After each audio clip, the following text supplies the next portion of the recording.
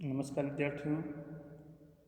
आज का जो हमारा ऑनलाइन वीडियो का टॉपिक है वो महाकवि कालिदास के बारे में है।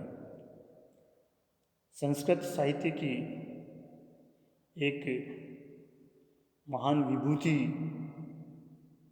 या हम जिसे सर्वश्रेष्ठ कवि और नाटककार कह सकते हैं, कालिदास के नाम से आप अपरिचित नहीं हैं। कालिदास न केवल उच्च कोटि के साहित्यकार थे, वरन भारतीय सांस्कृतिक मूल्यों के पक्षधर भी थे और भारतीय आदर्शों के संवाहक रचनाकार थे।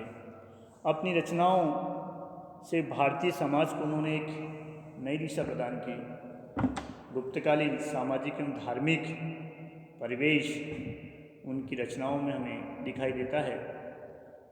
अधिकांश विद्वान उन्हें चंद्रगुप्त द्वितीय के समकालीन और उसके नवरत्नों में सम्मिलित करते हैं।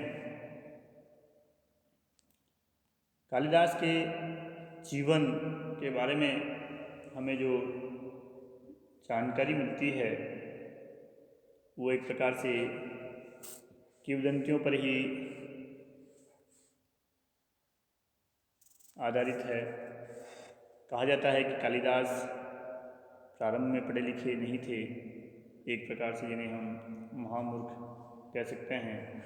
वह जिस पेड़ की डाली पर बैठे थे उसी को काटते थे और वहाँ के राजा की जो बुद्धिमती पुत्री थी विद्योत्तमा, उनसे उनका विवाह छलवश कुछ पंडितों ने करवा दिया था। और विवाह के पश्चात जब विद्योत्तमा को कालिदास की मूर्खता का एहसास हुआ तो उन्होंने कालिदास को भला बुरा कहा। फलस्वरूप कालिदास पत्नी के तीखे व्यंग्य बाणों से एक प्रकार से आहत होकर के घर छोड़ करके निकल गए। इसके बाद उन्होंने विद्यार्जन किया। कहते हैं 40 वर्ष की उम्र में उन्होंने विद्यार्जन शुरू किया। इसीलिए दोहा चल पड़ा, मुहावरा चल पड़ा कि पढ़ने की कोई उम्र नहीं होती। कालिदास ने 40 साल की उम्र से पढ़ना शुरू किया और अनेक वर्षों तक व्याकरण और काव्य शास्त्र का अध्ययन करने के बाद जब वो घर लौटे तो उनकी पत्नी विद्योत्तमा ने उनका बड़ा स्वागत किया।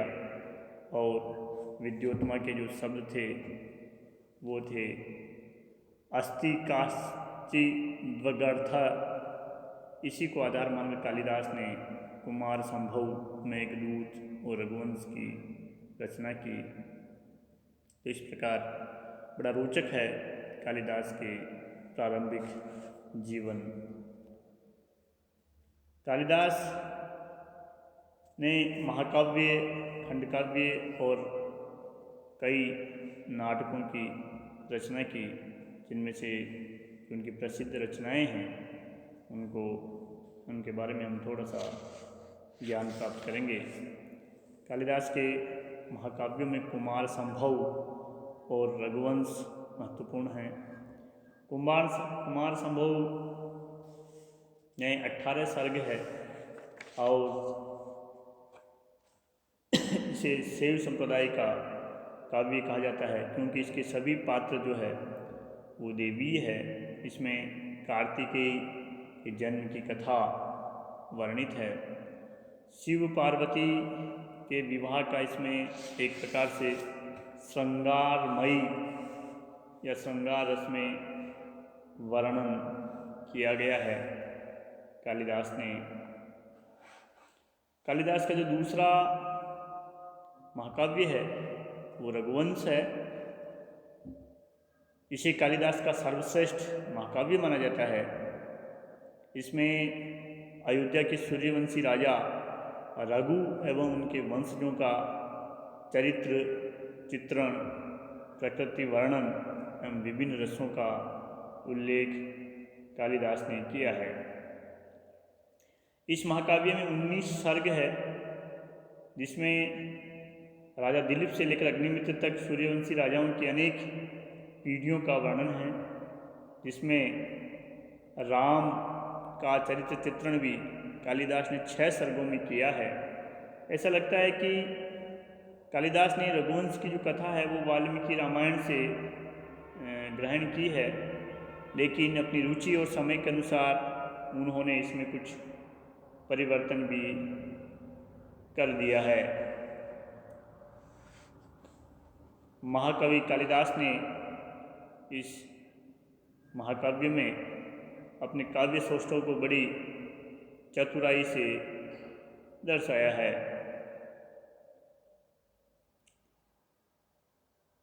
खंड काव्यों में कालिदास का जो पहला खंड काव्य वो मेघदूत है। यह कालिदास की प्रसिद्ध रचनाओं में से एक है, जो उन्हें कवि कुल गुरु की उपाधि से मंडित करने में समर्थ है।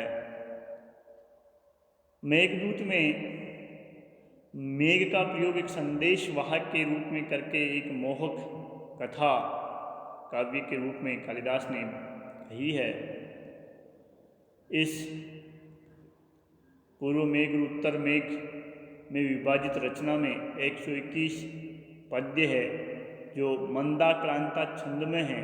इस काव्य में एक यक्ष का वर्णन है, जो अपने मालिक कुबेर के श्राप के कारण अपनी पत्नी को अलकापुरी में छोड़कर रामगिरी पर्वतों में निर्वासित जीवन व्यतीत कर रहा है।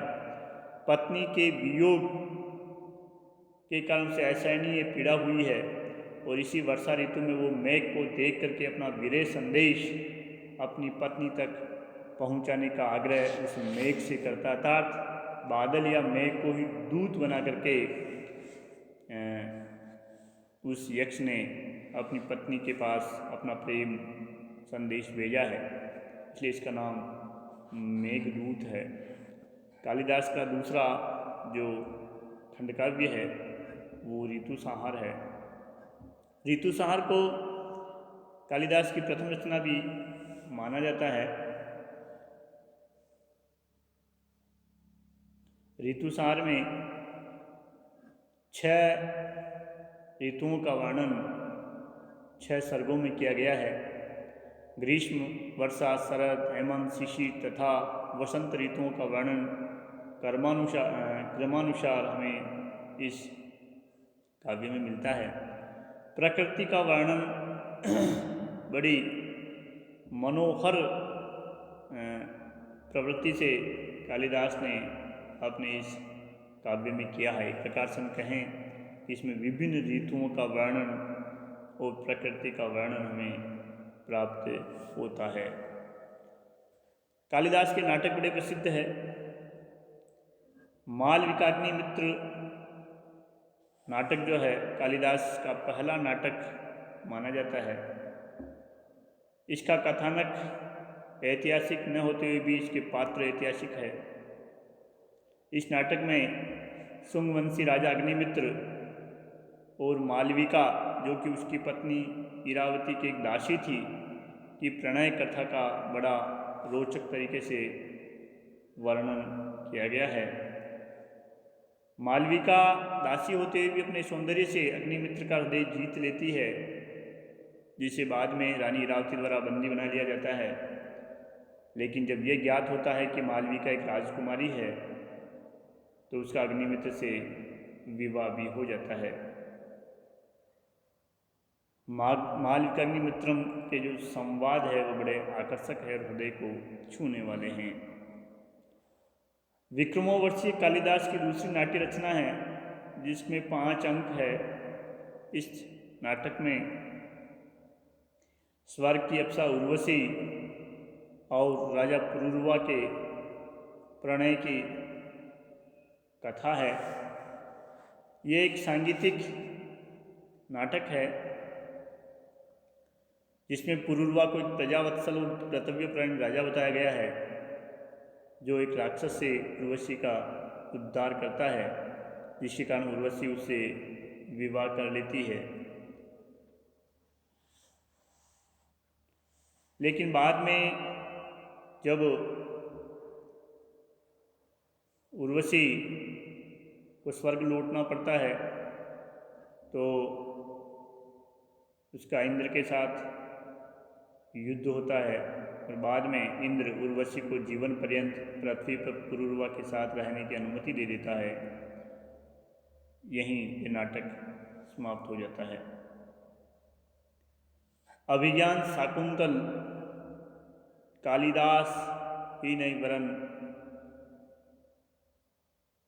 संस्कृत में विश्व साहित्य का सर्वश्रेष्ठ नाटक माना जाता है। 7 अंकों का यह नाटक चंद्रवशी राजा दुष्यंत और महर्षि कौम्ब की पोष्य पुत्री शकुंतला के गंधर्व विवाह, वियोग तथा पुनः मिलन का मार्मिक और नाटकीय ढंग से वर्णन करता है। इस नाटक का कथानक महाभारत के आदि पर्व से लिया गया है, किंतु कालिदास ने इसमें जगह जगह परिवर्तन करके इसको अत्यंत रोचक बना दिया गया है। अभिज्ञान शाकुंतल में नारी सौंदर्य और प्रकृति का वर्णन बड़े ही सुंदर ढंग से महाकवि ने किया है। कालिदास के काव्य की विशेषताओं पर हम दृष्टिपात करें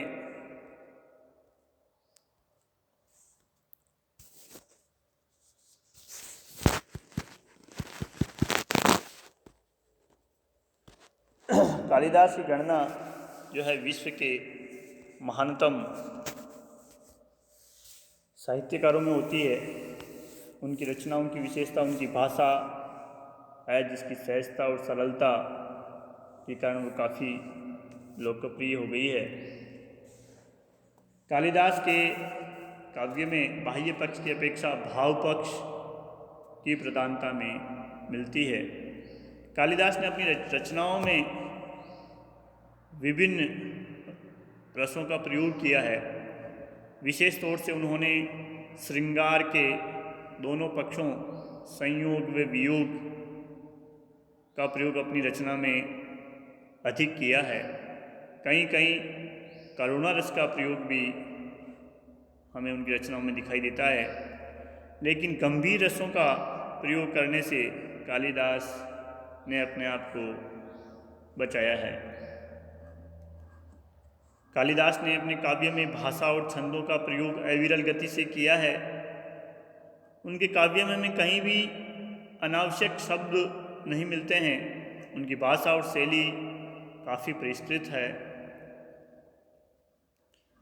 जो कि हमें लगातार गतिशील और सरसता का आभास कराती है।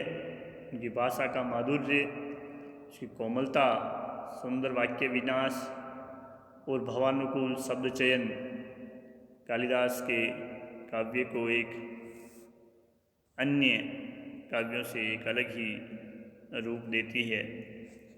छंद रचना में भी वो सिद्धस्थ थे। नाटकों में रस एवं भावों के अनुकूल ही उन्होंने विभिन्न छंदों का प्रयोग अपनी रचना में किया है। कालिदास ने अपनी रचनाओं में प्रकृति के साथ तादात्म्य स्थापित किया है। उनके महाकाव्यों और नाटकों में प्रकृति की सुंदर सुषमा का उल्लेख मिलता है। ऋतुसंहार में तो पूरी रचना ही प्रकृति से ही संबंधित है। ऋतुओं का वर्णन उसमें हमें प्राप्त होता है। मेघदूत में किस प्रकार यक्ष के वियोग से दुखी होकर के प्रकृति भी दुखी हो जाती है। अभिज्ञान शाकुंतल में हिरणों की क्रीड़ाएँ, आलियों की राग भरी गुंजार, माधवी और केतकी के मादक सुगंध, शीतल छाया प्रदान करने वाले कदम और नीम के वृक्ष,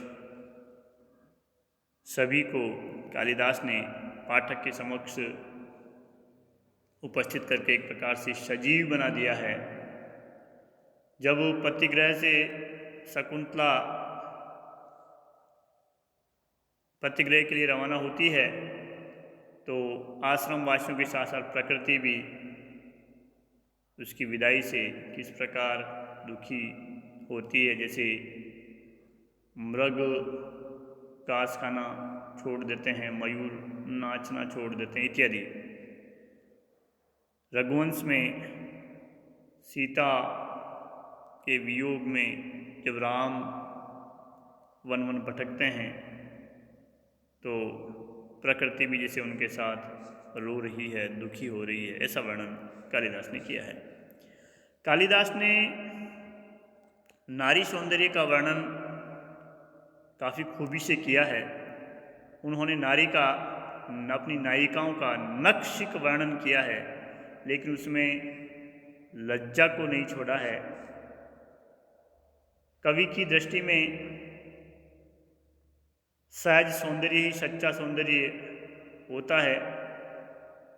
कवि ने कुमार संभव में पार्वती के शारीरिक सौंदर्य का वर्णन किया है और उसमें पार्वती के यौवन को उसके शारीरिक सौष्ठव के वर्णन के साथ दर्शाया है। कालिदास की रचनाओं में नारी व्यक्तित्व की चेष्टाओं का भी बड़ा एक प्रकार से हम कहें रोचक वर्णन हमें प्राप्त होता है। लेकिन उन्होंने अपनी रचनाओं में ये भी दिखाया है कि नारी का सर्वोत्तम आभूषण लज्जा है। कालिदास प्रकृति की छवि को नारी में देखते हैं।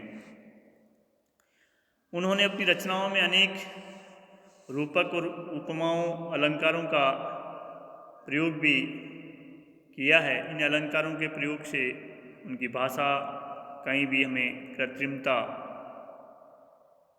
का भाव प्रकट नहीं होता है भाषा में, जो जनमानस के काफ़ी निकट है। उपमाओं के प्रयोग में कालिदास ने प्रकृति के प्रत्येक अंग को छुआ है।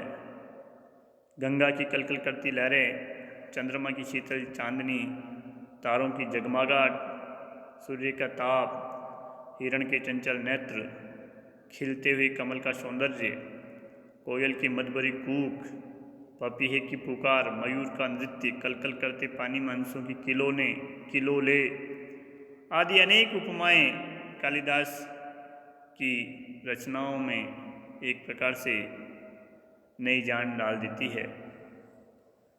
जीवन दर्शन संबंधी विचार कालिदास पर गीता का काफ़ी प्रभाव रहा है। गीता के कर्मयोग से वो काफ़ी प्रभावित है, जिसका प्रभाव उनकी रचनाओं में भी हमें दिखाई देता है।